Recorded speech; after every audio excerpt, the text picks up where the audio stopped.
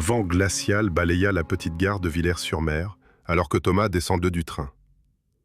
La pluie tombait à grosses gouttes, noyant les pavés d'une lueur tremblante sous la lumière blafarde des lampadaires.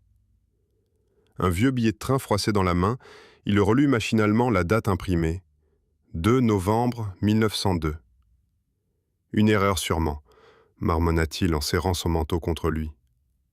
Il n'y avait pas un chat. Seule une horloge ancienne trônant au sommet du hall marquait les secondes d'un tic-tac oppressant. Pourtant, chaque regard qu'il jetait à l'énorme cadran lui donnait une étrange impression. L'heure semblait avancer à l'envers. Décidant d'attendre le prochain train, Thomas erra dans les rues de la ville, aujourd'hui méconnaissables. Pas de voiture ni d'éclairage moderne. Tout semblait appartenir à une autre époque. Les enseignes à l'ancienne, les calèches, les passants en costume démodé. Il se figea. Un journal sous verre affichait la date avec certitude. 2 novembre 1902. Impossible. D'un pas précipité, il retourna vers la gare, mais les portes étaient désormais scellées par d'épaisses chaînes rouillées. Près du quai, une silhouette attendait. Une femme, élégamment vêtue, le regard perdu dans le vide.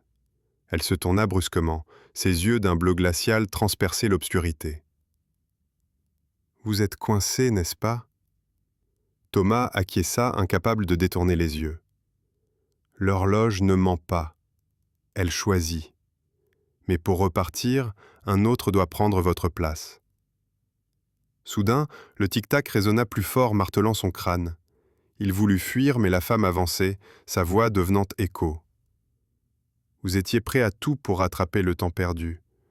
Aujourd'hui, vous serez l'ombre à attendre. » Thomas trébucha sur le quai. La silhouette s'effaça dans un cri déchirant.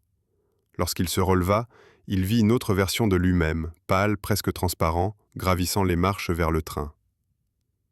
En regardant l'horloge une dernière fois, Thomas comprit. Il ne reviendrait jamais.